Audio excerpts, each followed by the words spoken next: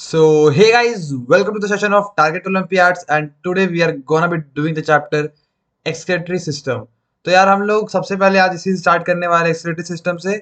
और हमारा जो कोर्स चल ही रहा है एनएसीबी का, आपको पता ही है, जैसे हम लोगों ने लॉन्च के बारे में देख लिया, एनएसीबी का कोर्स है ये एक्सक्रेटरी सिस्टम का। तो हम लोग करेंगे क्या, वो मैं आपको बताता हूँ अभी क्या करेंगे चैप्टर में। सबसे पहले हम लोग इस चैप्टर में एक्सक्रीटरी सिस्टम के एनसीईआरटी को पढ़ेंगे। एनसीईआरटी को पढ़ेंगे और कैम्बल को पढ़ेंगे। मतलब मैंने एनसीईआरटी और कैम्बल का एक क्लब नोट्स बनाया है, उसको हम लोग पढ़ेंगे। पढ़ लिए, समझ लिए, मजा आ गया, ठीक है चलो। उसके बाद हम लोग क्या करेंगे, उसके बाद जो हम लोग चीज पढ़े हैं उसके बेसिस में हम लोग क्वेश्चंस करेंगे। क्वेश्चंस कहाँ करेंगे, एनएससीबी का हुआ क्वेश्चंस। एंड क्वेश्चंस हम लोग कल ही डिस्कस किए थे कि 50% marks is the cut off. ठीक है, हम लोग ने कल ही डिस्कस कर दिया था कि मार्क्स कट ऑफ कितना है, 50%। Okay, so cut off marks कितना है, 50% कट ऑफ है। मतलब अगर आप जो पीवाई क्यूज मैं आपको दूंगा उसमें अगर आप 50% भी ले आ रहे हो, then it is more than enough. Okay, so I think now we should start the chapter security system. So let's start. ठीक है, अब करते स्टार्ट हमारे चैप्टर को, एक्सीलरेटरी सिस्टम। तो आप देख सकते हो कि यार पहले मैंने कैम्बल के नोट्स रखा है, ऊपर मेंशन किया हुआ है, तो हम लोग पढ़ते हैं और स्पीड में करेंगे, मजा आएगा, आप लोग देखना। और क्वेश्चन से भी आपको मैं श्योर कर रहा हूँ कि मेरे कंटेंट के पढ़ने के बाद आप लगभग 60 to 70% क्वेश्चन आप कर लोगे। और जो नहीं कर पाओगे वो मैं समझा दूंगा। ठीक है, सो यार देखते हो इस क्वेश्चन होता क्या है। तो मैं कुछ एक बेसिक बात पहले बताना चाहता हूँ इस चैप्टर में। मैं सबसे पहले आता हूँ तो यही बताता हूँ कि एक्सक्रीशन और egestion is a different process.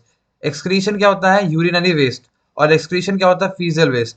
ठीक है, तो आप लोग को पहला बात तो दोनों के बीच में जो डिफरेंस है वो क्लियर होना चाहिए, एक्सक्रीशन एंड इजेशन। अब बात करते हैं, हम लोग सबसे पहले स्टार्ट करेंगे फ्रॉम कैम्बल। ठीक है, कैम्बल बायोलॉजी का नोट्स पहले हम लोग करते हैं। ठीक है, पहला पॉइंट क्या है, सम इंपॉर्टेंट पॉइंट्स हम लोग बात करेंगे अभी। Osmoregulation. हाँ, तो यार एक्सक्रीशन होता क्यों है, to maintain the osmoregulation. Osmoregulation क्या होता है, पहले कुछ टर्म्स समझो। The general term animal that control the solid gradient.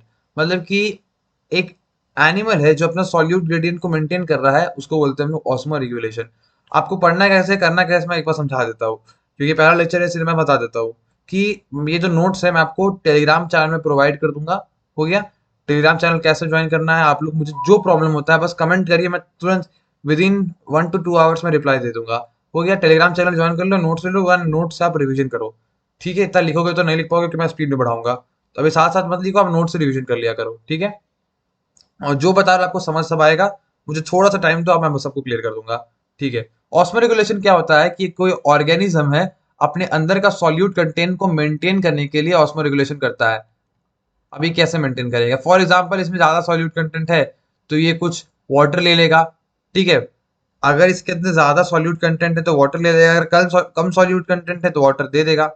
मतलब कि वाटर के थ्रू अपने सॉल्यूट कंटेंट को मेंटेन करने का प्रोसेस को बोलते हैं ऑस्मो रेगुलेशन। आगे बढ़ते हैं। अब देखो, मेंटेनिंग वाटर हो गया H2O। तो मेंटेनिंग वाटर का बहुत सारे टाइप है। हम लोग को जो जो इंपॉर्टेंट चीज करना है वो मैं आपको बताते जा रहा हूँ, आपको मैं मार्क भी कर दूंगा। स्टेनोहलाइन एंड यूरी हलाइन, ये प्रोसेस जरूरी है। तो ऑस्मो रेगुलेशन के लिए ऑस्मो रेगुलेटर का यूज होता है। ऑस्मो रेगुलेटर क्या है, ये इसका प्रोसेस है, मैं बता रहा हूँ, स्टेनोहलाइन एंड यूरी हलाइन।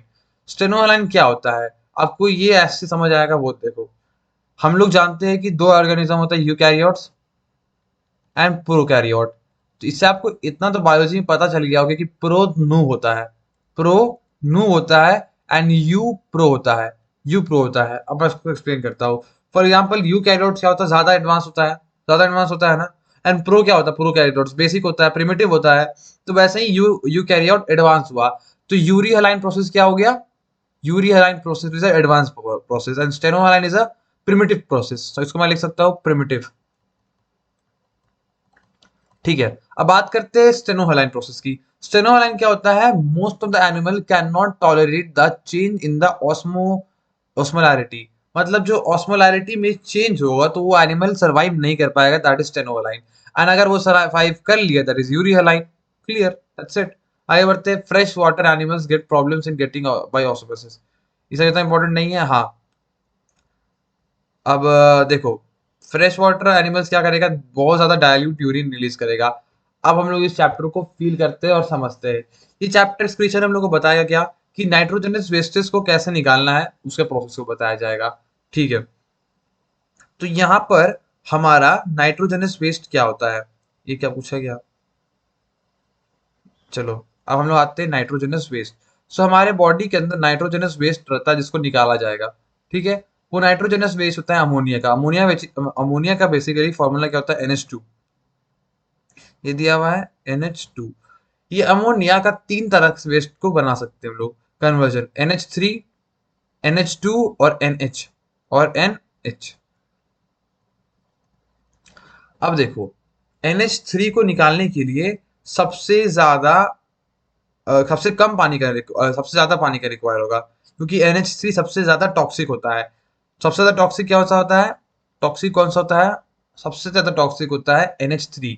तो NH3 को निकालने के लिए देखो, ज्यादा टॉक्सिक टॉक्सिक होगा, तो उसको निकालने के लिए बहुत पानी रहेगा। तो बहुत सारा पानी रिक्वायर होता है NH3 को निकालने के लिए, NH3 अमोनिया को निकालने के लिए। तो NH3 को निकालने के लिए बहुत पानी चाहिए। एंड बहुत पानी किसके पास होगा, फिशेस के पास होगा। तो यही होगा आपका ऑप्शन। तो देखो, हमारा एनएसीबी में क्वेश्चन आ चुका है, जो अमोनिया सब निकल रहा है वो किसके फॉर्म में है, तो ये प्रोटीन के फॉर्म में है। देखो, प्रोटीन का ब्रेकडाउन होता है अमोनिया, यहाँ पर फॉर्मेशन होता है रिमूवल फ्रॉम नाइट्रोजनस ग्रुप। तो हम लोग को फील करना है बायोलॉजी ओलंपियाड के लिए, बस फील करके पढ़ो कि जो NH2 बन रहा है वो बन कैसे रहा है। तो वो बन ऐसे रहा है कि जब प्रोटीन का चेंजेस हो रहा है टू अमोनिया, जब प्रोटीन अमोनिया में कन्वर्ट हो रहा है, तो उसके बाद अमोनिया बनने के बाद उसको अपना नाइट्रोजनस ग्रुप को छोड़ना पड़ता है, नाइट्रोजनस ग्रुप निकलता है। एंड यहाँ पर फॉर्मेशन होता है अमाइनो एसिड, अमाइनो ग्रुप्स का, दैट इज NH2, जो कि रिलीज आउट होता है। तो ये कैसे बन रहा है, प्रोटीन के थ्रू बन रहा है ना, यहाँ पर इसमें क्वेश्चन आया हुआ रेसिपी में। मैं आपको क्वेश्चन करवाऊंगा तब समझ जाओगे। एंड न्यूक्लिक एसिड, जिसका नाइट्रोजनस बेस से नाइट्रोजनस ग्रुप का रिमूवल हो रहा है। एंड देन हमारा ये यूरिया। देखो, जो अमोनिया निकालेगा उसको बोलेंगे अमोनियोटेलिक, जो यूरिया निकालेगा यूरिकोटेलिक, यूरियोटेलिक। एंड जो यूरिक एसिड निकालेगा उसको बोलेंगे यूरिकोटेलिक ऑर्गेनिज्म। वो आगे मैंने लिखा हुआ होगा। ठीक है, तो यार हम लोग तो निकालते हैं यूरिया, जिस मैमल्स, क्योंकि इसमें पानी और नाइट्रोजन बेस इक्वल अमाउंट में बीच का है। एंड यूरिक एसिड निकालता है एक पीचेस के फॉर्म में, बर्ड्स निकालते हैं, इसमें सबसे कम पानी यूज होता है। ठीक है, तो ये नाइट्रोजनस वेस्ट की तो कहानी हो गई। हम लोग बात करते हैं ह्यूमन की। ह्यूमन में यूरिया निकलता है, uric acid in insects, and uric acid is insoluble. ये भी पॉइंट वेरी गुड पॉइंट है, इनसॉल्युबल है। ठीक है, टाइप्स ऑफ एक्सक्रीटरी सिस्टम। पहला एक्सक्रीटरी सिस्टम का टाइप होता है, ये आपको एनसीईआरटी में दिया, से क्वेश्चन आ सकता है, इसलिए ध्यान देना। Protonephridia. Flatworms have protonephridia. They have flame cells to remove the waste. Flame cell, ये वर्ड इंपॉर्टेंट है। हाँ, सो फ्लेम सेल किसके पास है, हमारा फ्लैट वर्म के पास। देखो अब इसे कैसे कैसे याद कर सकते हो, एफ से फ्लैट वर्म, एफ से फ्लेम, तो फ्लैट वर्म, फ्लेम सेल्स हो गया। एंड प्रोटोनेफ्रिडिया होता है, it is also found in annelida musculila. और मेटानेफ्रिडिया होता है इन अर्थवर्म। ठीक है, protonephridia in flat worm, metanephridia in earthworm. कुछ ऐसा स्ट्रक्चर होता है। देखो, ये कोयले में, कोयले मतलब खाली जगह, ये कैपिलरीज का नेटवर्क है, ये कलेक्टिंग ट्यूब है, ये ब्लैडर है। ठीक है, एक्सटर्नल ओपनिंग है। सो जो मेटानेफ्रिडिया है वो earthworm have it, and it collects a fluid directly from the colon, and it has a pair of nephridia is found। ठीक है, तो हम लोग ने देखा अभी प्रोटोनेफ्रिडिया और नेफ्रिडिया के बारे में, और हम लोग डिटेल में समझी कि प्रोटोनेफ्रिडिया होता है हमारा फ्लैट वर्म के पास, और मेटानेफ्रिडिया होता है हमारे अर्थवर्म के पास। हम लोग फिर मालपीगियान ट्यूब्यूल्स की बात करते हैं, मालपीगियान ट्यूब्यूल्स। सो मालपीगियान ट्यूब्यूल्स कहाँ होता है, वो होता है in the digestive system of some Arthropoda. So Arthropoda में होता है हमारा मालपीजियन ट्यूब्यूल्स। यहाँ देख सकते हो आप, मिगट है, मालपीजियन ट्यूब्यूल्स है, रेक्टम एनस है। ठीक है, अब देखो मालपीजियन ट्यूब्यूल्स में होता कैसे है वो देखो। ये मालपीजियन ट्यूब्यूल्स है, ये फीसेस और यूरिन जा रहा है एनएस से। अब एनएस से जो फीसेस जा रहा है, उससे रीअब्जॉर्प्शन ऑफ आयन होगा और वाटर होगा, पानी को तो बचाना है। एंड यहाँ पर जो मालपीजियन ट्यूब्यूल्स है उसमें साल्ट, वाटर, नाइट्रोजन वेस्ट आ जाएगा। मतलब जो फीसेस जा रहा है उससे साल्ट और वाटर और नाइट्रोजन वेस्ट निकल जाएगा थ्रू मालपीजियन ट्यूब्यूल्स। अब देखो, हम लोग पूरे बेसिक्स को पढ़ने नहीं आए यहाँ पर, हम लोग का पढ़ा हुआ चीज को हम लोग एक रिवीजन करके एक थोड़ा ब्रॉडर वे में पढ़ेंगे, इस कोर्स में कि हम लोग का पूरा सिलेबस भी हो जाए, एनएफसी भी हम लोग क्रैक कर ले। अब देखो हम लोग को एक वर्ड आती है नेफ्रॉन।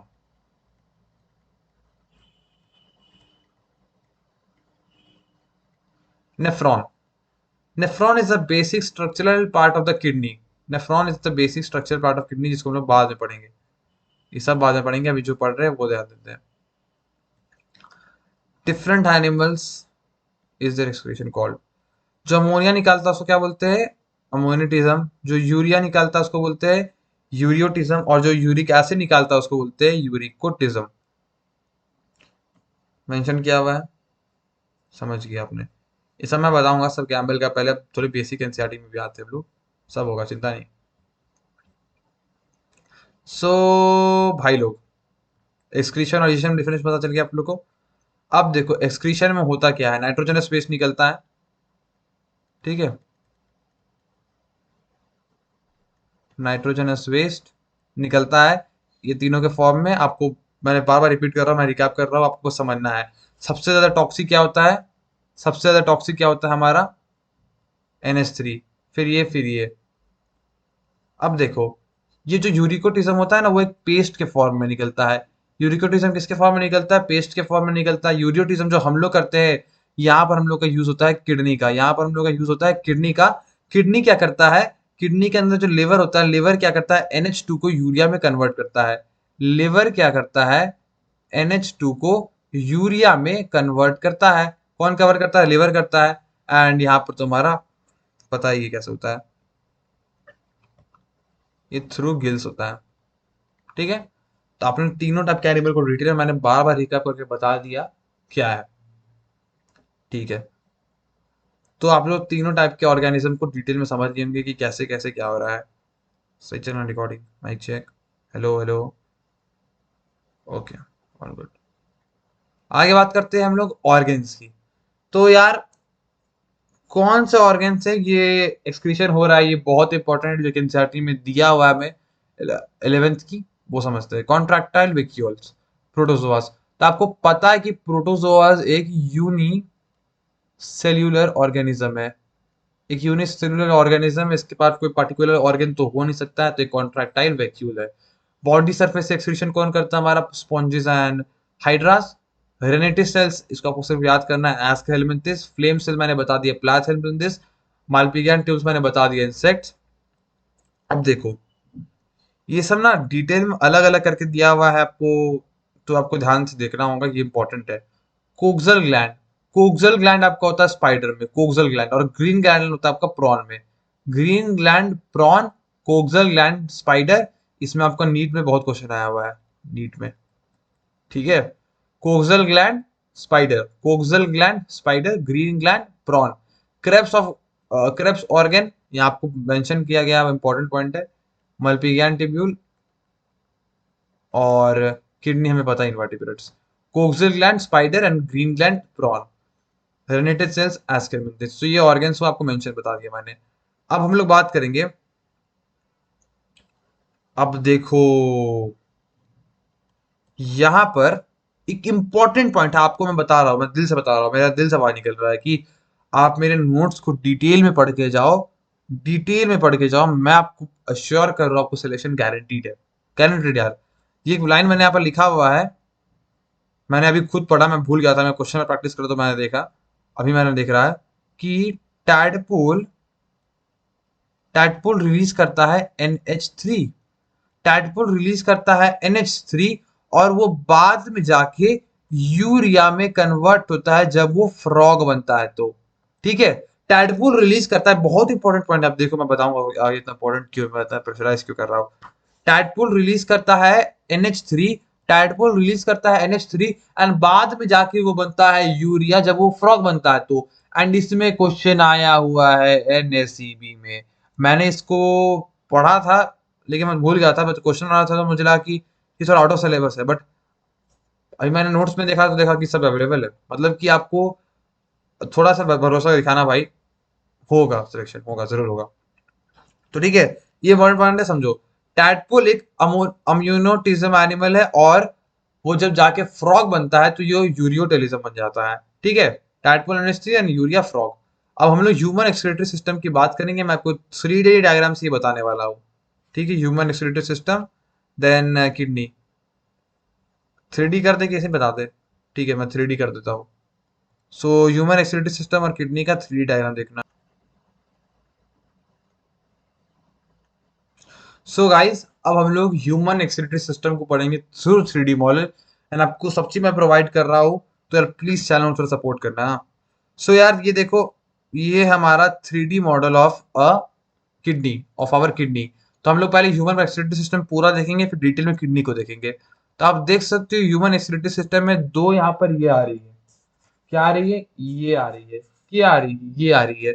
सो तो यहाँ पर मैंने लिखा नहीं है, लिखा हुआ नहीं है कुछ। ठीक है।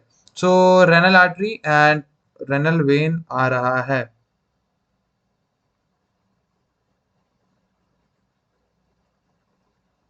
ओके।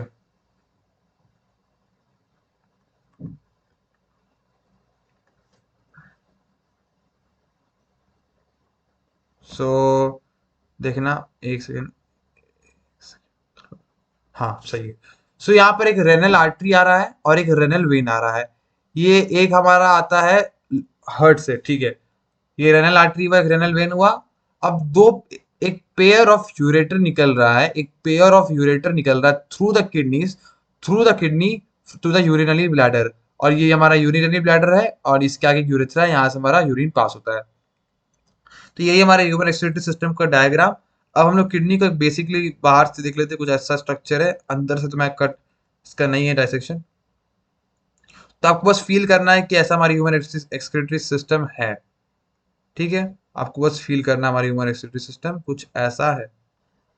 सो गाइज, अब हम लोग किडनी के डाइसेक्शन को देखेंगे, किडनी के। तो ये हमारा किडनी है। हाँ, आप देख सकते हो कितना सुंदर सा यहाँ पर दिखा जा रहा है। ये हमारा किडनी है। तो कितना प्यारा सा किडनी है। आप देख सकते हैं हम लोग कि क्या क्या यहाँ पर हो रहा है। देखो, एक रेड कलर का जो मैंने पाइप बोला था, रेनल वेन, और एक और पाइप यहाँ पर है, रेनल आर्टरी। तो मैंने आपको पहले बताया था रेनल वेन जाएगा और रेनल आर्टरी जा रहा है। क्या क्या जा रहा है? रेनल वेन जा रहा है और रेनल आर्टरी जा रहा है। सो ये कुछ देख सकते हो, ये रेनल आर्टरी जा यहाँ पर गया और यहाँ पर रेनल वेन गया। अभी जो रेनल वेन और रेनल आर्टरी यहाँ पर घुसा, ये कुछ ऐसे करके जा रहा है। इनका काम क्या है वो मैं आपको बाद में बताऊंगा। पहले रेनल वेन और रेनल आर्टरी के बाद कुछ अगला चीज देखते हैं। अब हम लोग एक एक पार्ट किडनी को समझना है कि जो किडनी का कवरिंग है, ये है इसका एक कवरिंग का लेयर। ठीक है, आप कवरिंग देख सकते हो, किडनी का कवरिंग का लेयर है। अब कवरिंग के बाद यहाँ पर कुछ ऐसे करके पिरामिड लाइक स्ट्रक्चर है, जिसको हम लोग बोलते हैं मेड्यूलरी पिरामिड, जिसको हम लोग बोलते हैं मेड्यूला। ये क्या है? Medulla, medullary pyramid. Medullary pyramid के बाद हम लोग अगली टॉपिक में जाते हैं, जो कि है हमारा यूरेटर। किडनी से जो ब्लड, किडनी से जो यूरिन निकलेगा, ठीक है, ध्यान देना, किडनी से जो यूरिन निकलेगा वो जाएगा through ureter only, through ureter only. फिर रेनल आर्टरी उन्होंने देख लिया, रेनल वेन देख लिया, मेड्यूला देख लिया। कुछ ऐसा चीज मेंशन किया गया। मैं आपको और चीज बताना चाहूंगा।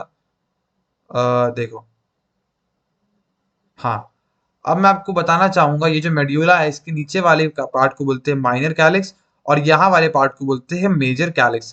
प्लीज फोकस करना, minor calyx, major calyx, minor calyx, major calyx. ये मेड्यूला के आगे का जो ये देखो, ये मेड्यूला है। हाँ, ये देखो, हाँ, बहुत अच्छा सही कहा। ये मेड्यूलर पिरामिड है।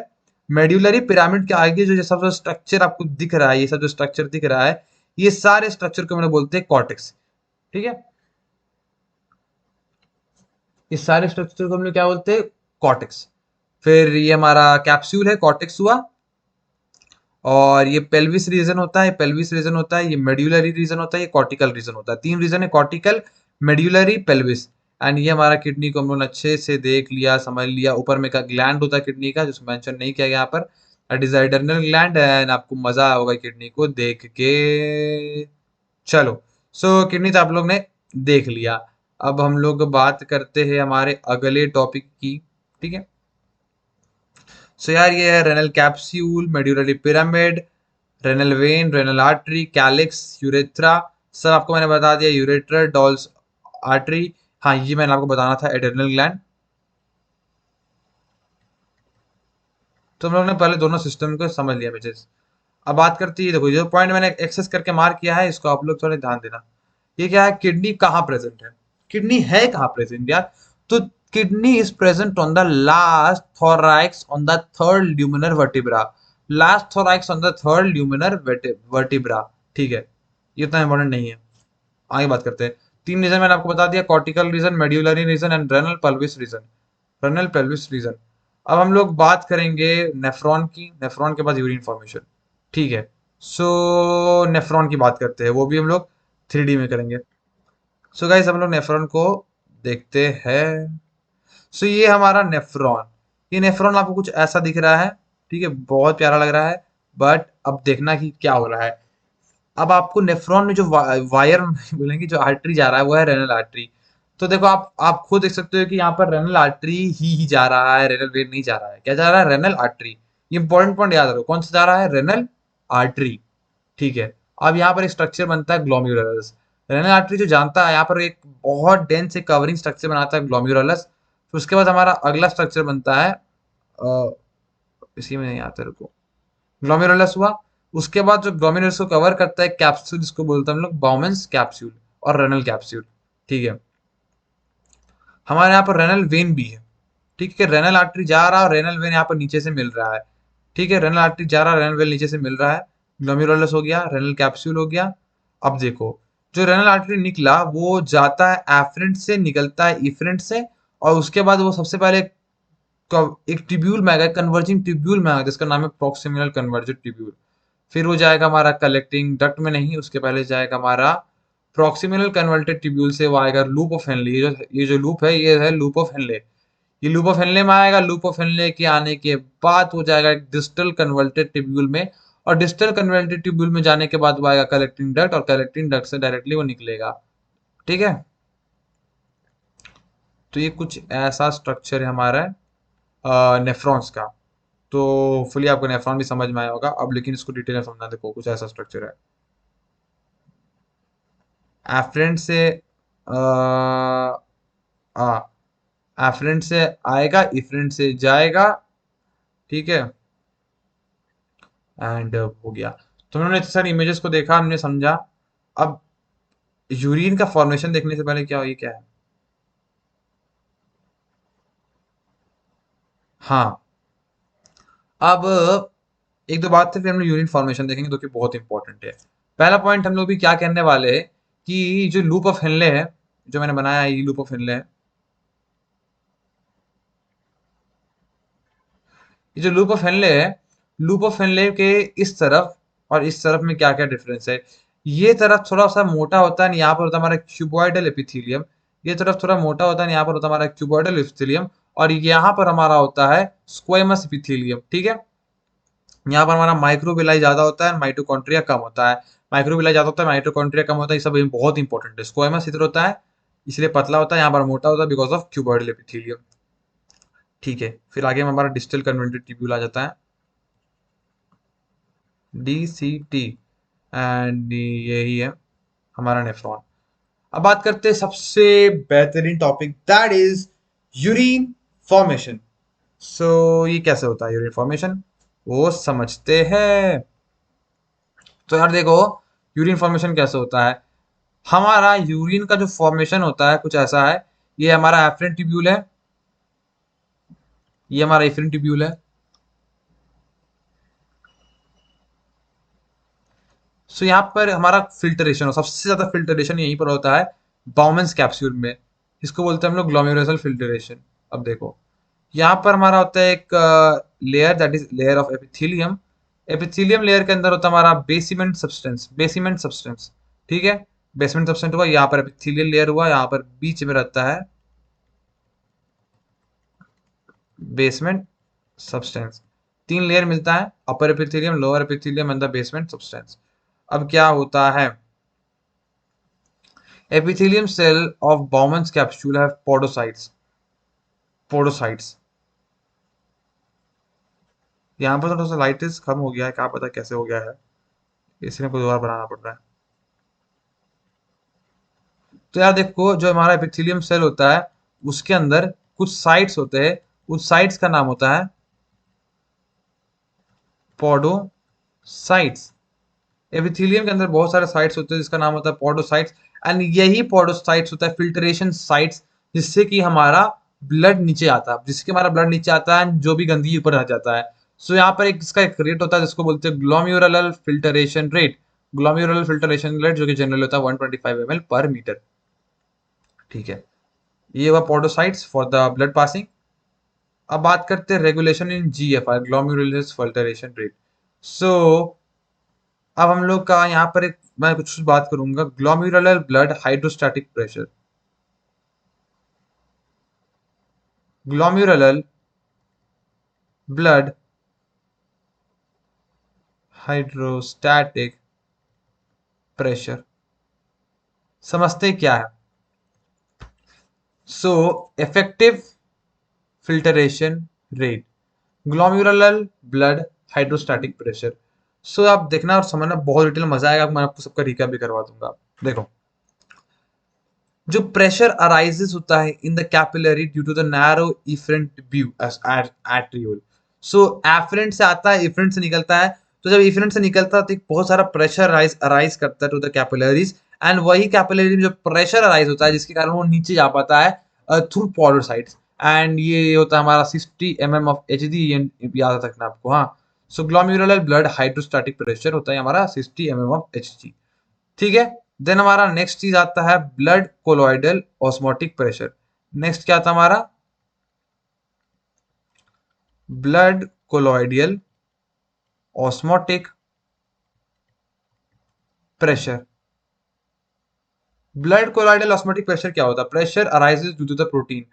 अब देखो, अब देखो, ये जो 60 mm आपके यहाँ पर लिख के एक काम करता हूँ। देखो, इसको समझाना बहुत जरूरी है, हम ध्यान देना, समझ आ जाएगा। अच्छा अच्छा अच्छा अच्छा अच्छा, ठीक है। अगला प्रेशर मैं बता देता हूँ, blood colloidal osmotic pressure and glomerular filtration rate. देखो, ये वाला सेकंड में हमारा ब्लड कोलॉइडल ऑस्मोटिक प्रेशर, मैं आपको डिटेल में समझाऊंगा। बस अगला का नाम सुन लो। अगला का नाम है capsular hydrostatic pressure. Capsular hydrostatic pressure, ये प्रेशर कैसे बनता है? बाउमन्स कैप्सूल से बनता है, ये 18 है। तो मैं आपको समझाता हूँ, बहुत मजा आएगा समझने में, बहुत इजी कॉन्सेप्ट है, ध्यान देना, बहुत मजा आएगा। ठीक है, ध्यान दो। हाँ, सो हमारा पहला था blood colloidal osmotic pressure. Blood colloidal osmotic pressure जो कि था 60 mm ऑफ एचजी। देन था हमारा कोलॉइडल प्रेशर। फिर हमारा एक कैप्सूल कारण प्रेशर था। बस हमारे भावनाओं को समझना और कुछ नहीं है। तो देखो यार, एक प्रेशर था हमारा किसके कारण था? इफरेंट ट्यूब्यूल के कारण।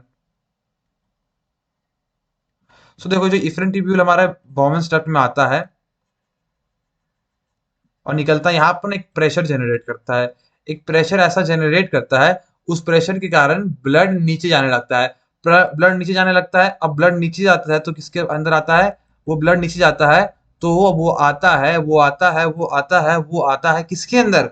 वो आता है सबसे पहला हमारा एपिथेलियल सेल के पास। वो आता है एपिथेलियल सेल के पास। एपिथेलियल सेल के अंदर क्या होता है? पोडोसाइट्स होता है। एपिथेलियल के अंदर सेल के अंदर क्या होता है?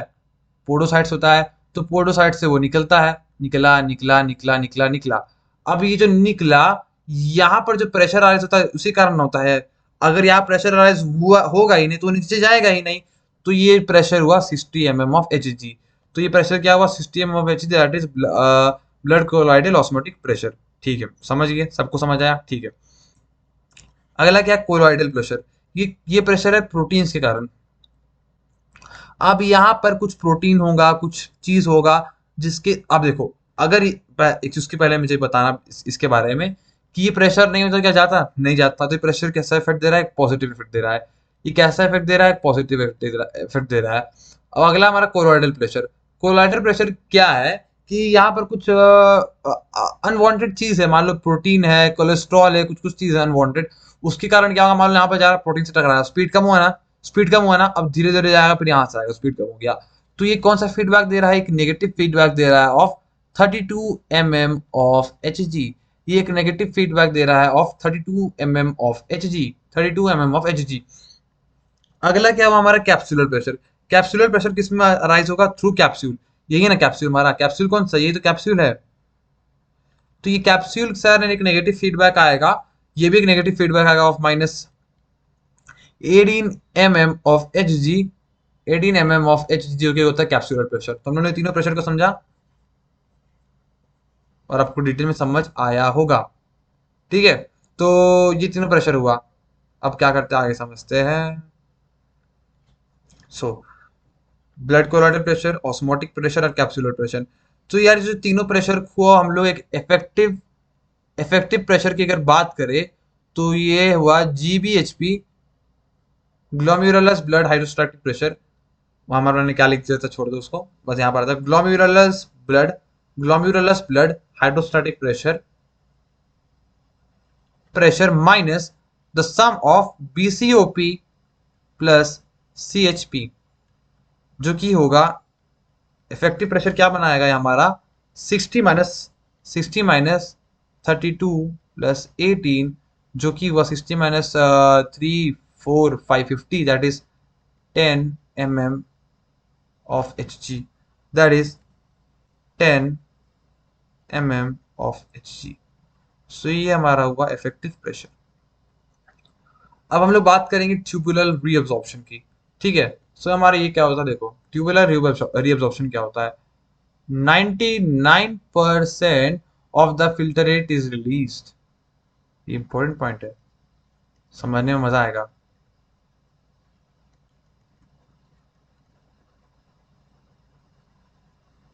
99% of the filtrate is release क्या है यार, मतलब अब मैं आपको ये सब जितना है वहां ऊपर फोटो है उससे एक्सप्लेन करूंगा।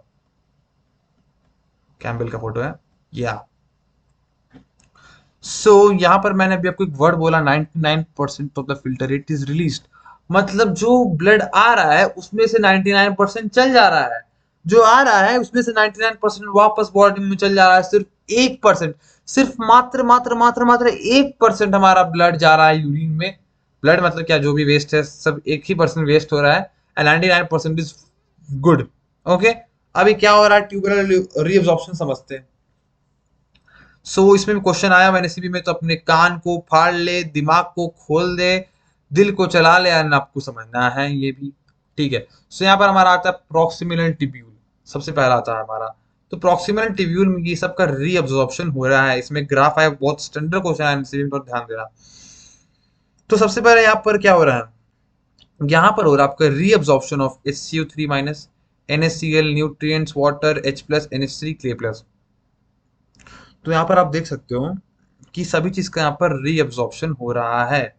सभी चीज का रीअब्जॉर्प्शन हो रहा है ना, माने अब क्या हुआ, यहाँ पर क्या हो रहा है, देखो यहाँ पर सब चीज है और आपको उसको याद करना पड़ेगा। SCO3 minus NaCl, H2O, K+, H+, NH3, देख रहे हो ना, NH3, H+, K+, H2O, NaCl, SCO3 minus, nutrients हुआ। अब वो आया डिसेंडिंग लूप ऑफ हेनले। अब यहाँ पर लूप ऑफ हेनले में आप खाली आपका वाटर हो रहा है, ये बहुत इंपॉर्टेंट फैक्टर है। खाली वाटर हो रहा है, फिर जब वो आया हमारा असेंडिंग लूम लूम में, मतलब कि जो ऊपर जा रहा है, तो यहाँ पर थोड़ा सा NaCl हो गया और NaCl हो गया, वाटर नहीं हुआ।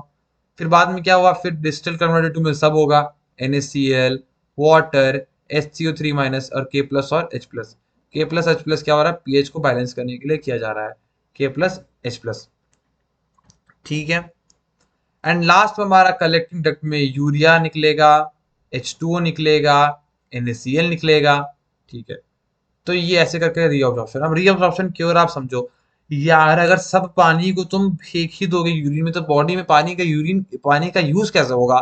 तो यूरिन में कौन पानी जाएगा, जो पानी हल्का फुल्का जाएगा, कि सिंपली वो नाइट्रोजनस वेस्ट को निकालने जितना पानी रिक्वायर्ड है उतना ही जाएगा और सब पानी सेव होगा, H+ सेव होगा। सब चीज अच्छी चीज तुम फेंक दोगे तो फिर तुम्हारा क्या मतलब हुआ किडनी का। क्या होता है बेसिकली, एक्वागार्ड क्या करता है, एक्वागार्ड हमें सिर्फ खराबी चीज ना हटाता है कि अच्छी चीज भी हटा देगा पानी का। सिर्फ खराबी चीज ना हटाएगा, तो वही काम यहाँ भी हो रहा है, सिर्फ खराब चीज को हटाया जा रहा है, बाकी सब चीज को सीधा साधा तरह से भेज दिया जा रहा है। ठीक है, ठीक है। यार पीसीटी की बात करते हैं। PCT is lined by cuboidal epithelium. PCT is lined by cuboidal epithelium. 70 to 80% of water is absorb. 70 to 80% water absorb हो रहा है अब यहाँ पर हम लोग कंसंट्रेशन की बात करेंगे।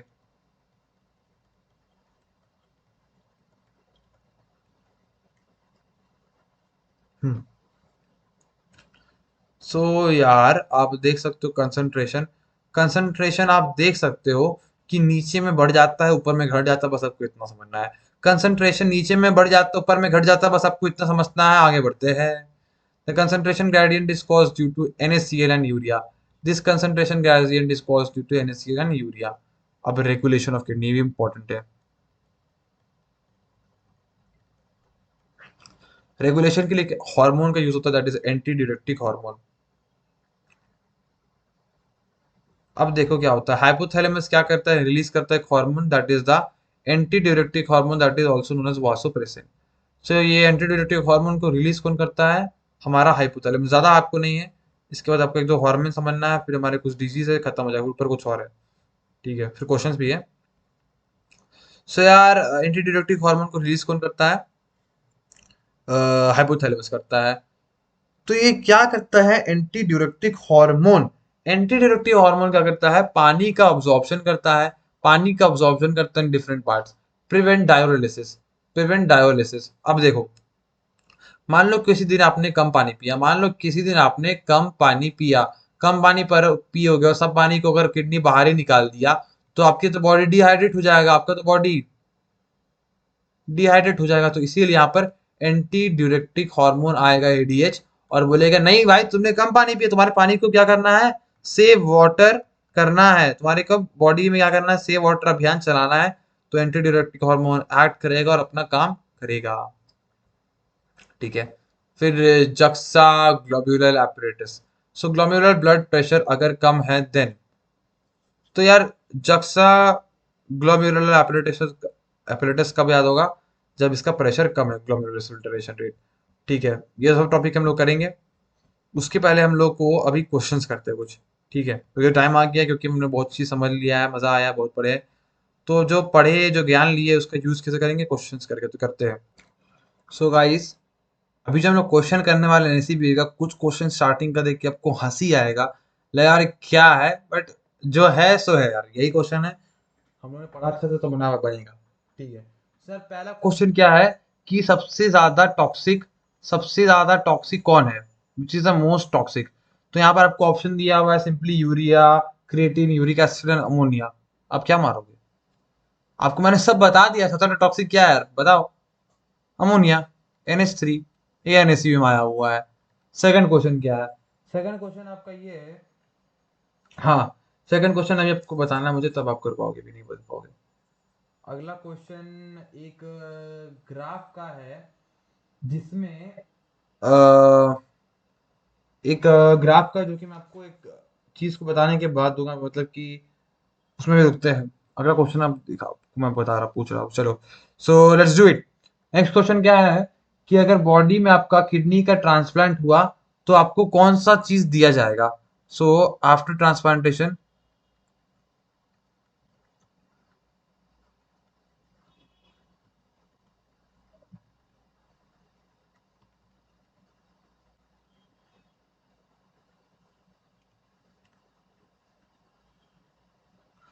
व्हाट इज गिवन, ट्रांसप्लांटेशन के बाद क्या दिया जाएगा। ठीक है, ऑप्शंस, क्वेश्चन आप ध्यान से सुनना, antibiotic, second anti diuretic,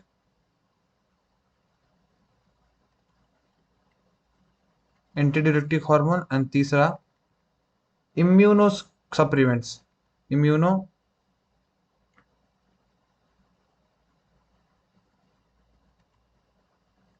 immuno सप्रेटेंट्स।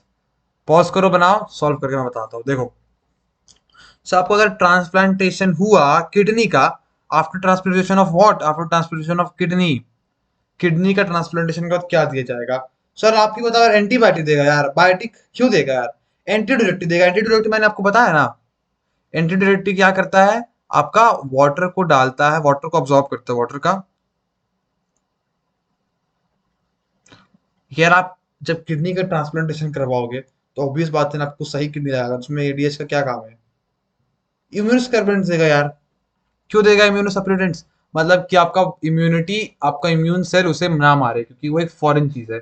समझा? तो ये बहुत इजी क्वेश्चन, आपने इसे बना लिया होगा, आपने इसको ही बना लिया होगा अभी तक। और अब हम लोग बात करते हैं दी next question. So next question क्या है कि ये जो यूरिन सब बन रहा है किसके थ्रू बन रहा है? यूरिन कैसे बनता है? यूरिन इज फॉर्म्ड फ्रॉम,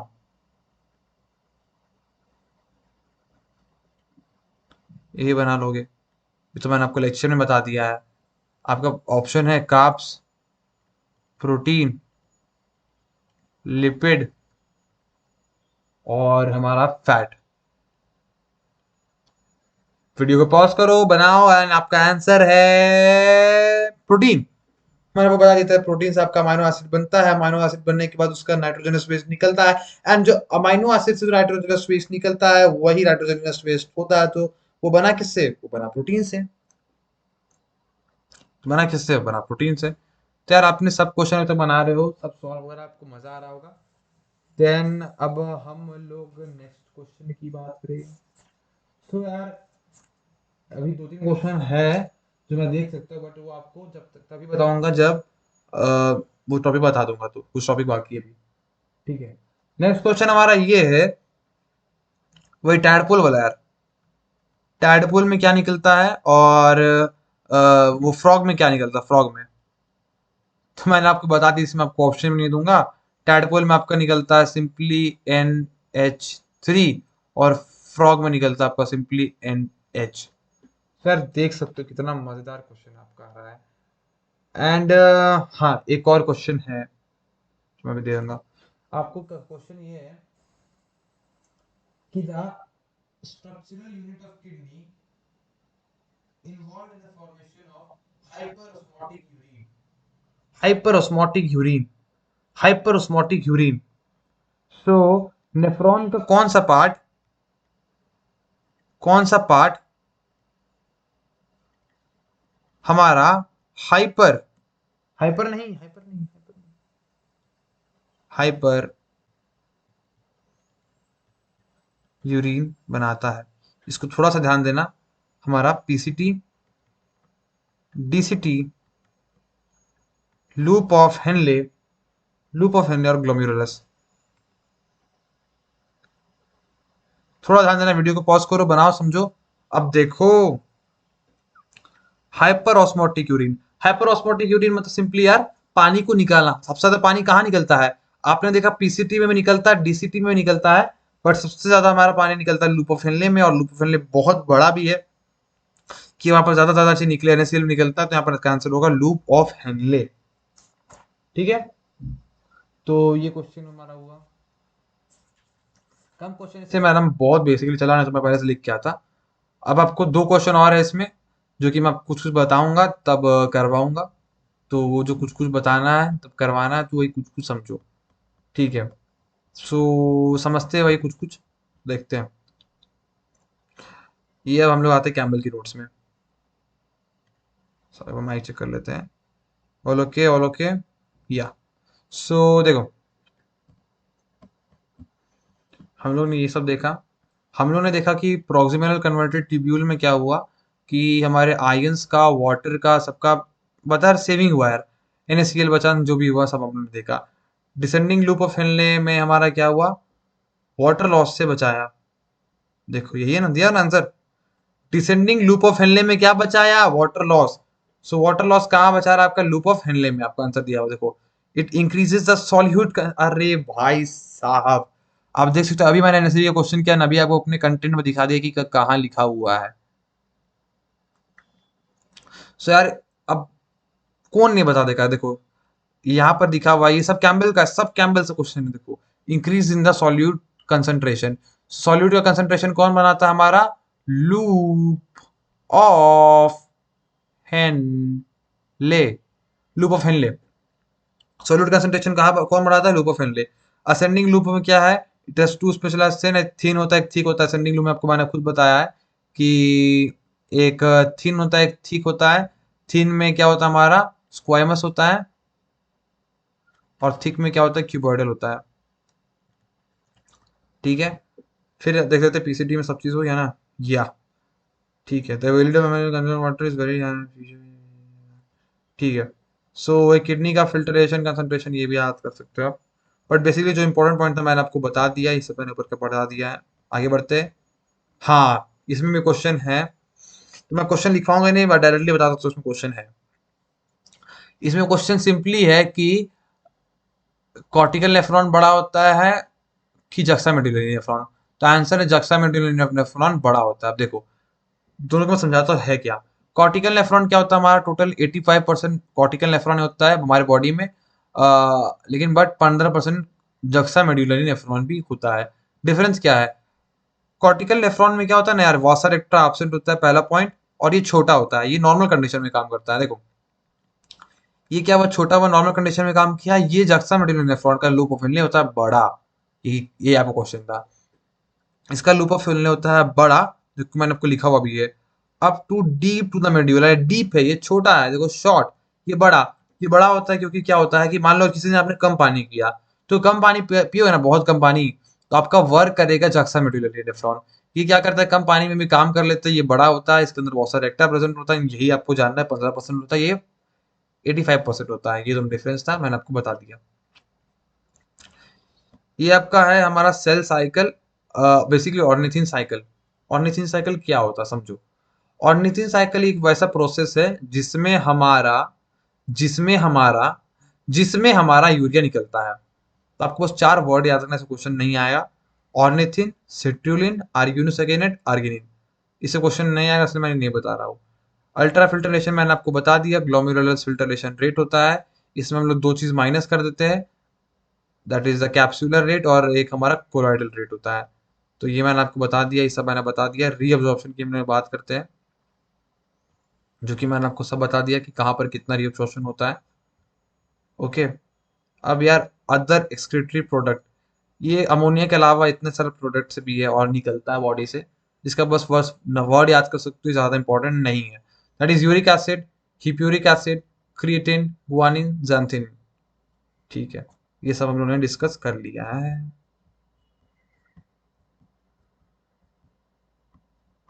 हाँ, एक हमारा टॉपिक बचा है डिसऑर्डर्स।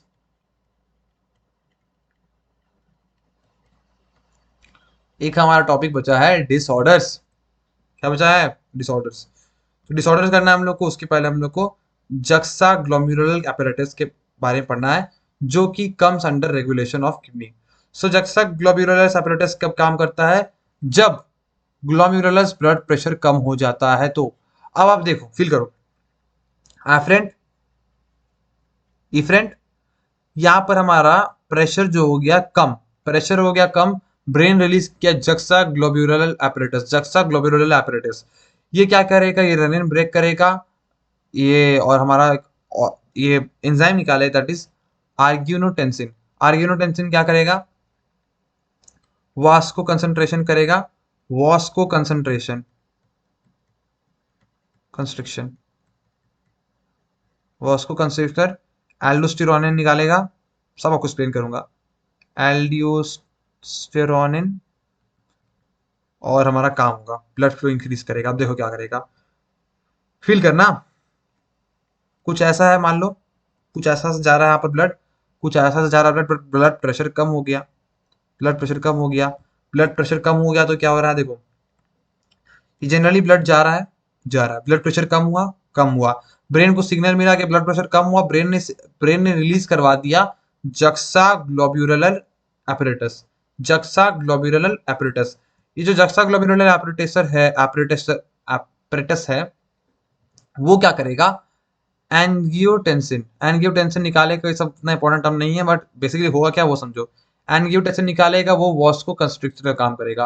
वास्को कंस्ट्रिक्टर क्या होता है, वो थिकनेस को कम कर देगा, वो थिकनेस को कम कर देगा। एंड आप जानते हो थिकनेस कम होने से स्पीड बढ़ता है। इतना मैथ्स बेसिकली आना चाहिए कि थिकनेस कम होने से स्पीड बढ़ता है, देन स्पीड अपने आप बढ़ जाएगा। तो यहाँ पर हम लोग को बस वर्ड क्या करना है याद, Vasco constrictor, angiotensin and glomerular apparatus।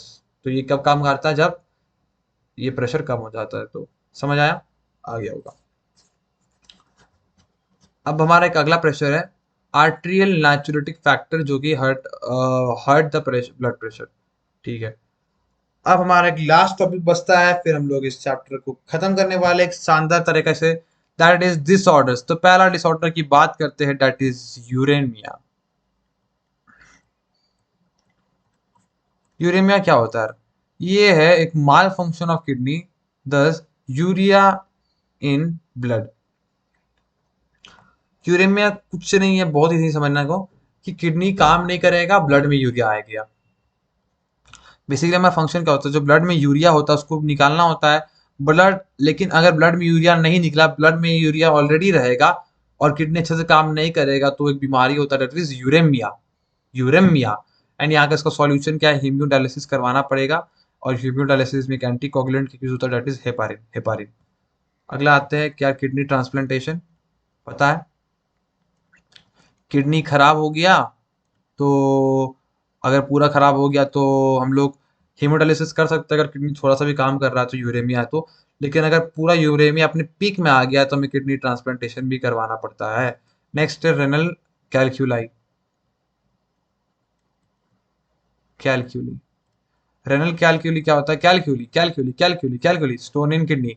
Renal कैलक्यूली क्या होता है? Stone in kidney. अब क्या होता है आपको पता ही है, ये कैसे होता है वो समझो कॉज। ये हो सकता है अगर, एक second, hello hello mic check, okay. So यार, रेनल कैलकुली कैसे हो सकता है? अगर आपकी किडनी में स्टोन आ जाए तो, अगर आपकी किडनी में स्टोन आ जाए तो रेनल कैलकुली होगा। इसके होने का कारण क्या? अगर आप बहुत ज्यादा मिल्क पीते हो तो, टू मच मिल्क, डिहाइड्रेशन, आप पानी ही नहीं पीते हो तो, और हार्मोन डिस्टर्बेंस। तो यार हार्मोन डिस्टर्बेंस आपके कंट्रोल में नहीं है, बट आप बहुत ज्यादा पानी पीना, पानी लिमिट में पीना चाहिए, दूध भी लिमिट में। ठीक है, तो बहुत ज्यादा दूध पीने से या बहुत कम पानी पीने से। ग्लोमेरुलोनेफ्रिटिस।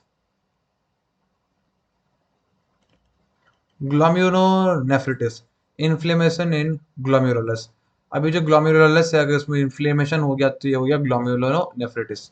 ग्लोमेरुलोनेफ्रिटिस। तो हमने तीन चार डिजीज की बात की है, uremia, kidney transplant, renal calculus which is a stone, and ग्लोमेरुलोनेफ्रिटिस।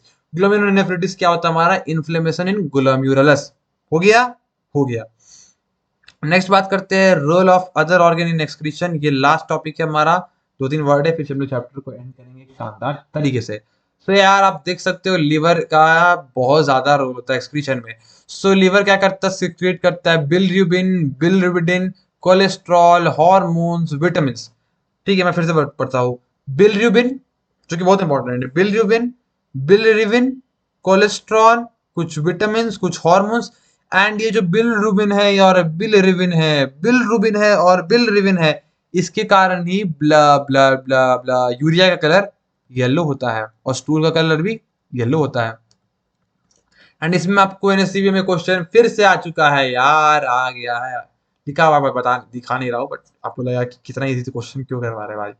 So liver secret करता है बिलरुबिन, बिलरिविन और कोलेस्ट्रॉल हार्मोन्स। ठीक है, अगला, sebaceous releases steroids waxes through sebum. अब आपको मैं ये बताता हूँ सिबेशियस ग्लैंड के बारे में। सिबेशियस ग्लैंड के बारे में। सिबेशियस ग्लैंड हमारे स्किन में प्रेजेंट रहता है, जिसके कारण एक एक वैक्स लाइक स्ट्रक्चर निकलता है, एक स्टेरॉइड निकलता है, एक सीबम निकलता है, sebum sebum sebum, steroid, waxes, जो कि हमारे बॉडी को, स्किन को एक ऑयली स्किन की तरफ बढ़ा देता है, बना देता है। आप देख सकते हो कि आपने लगभग सब क्वेश्चन कर दिया जितना मैंने आपको करवाया था।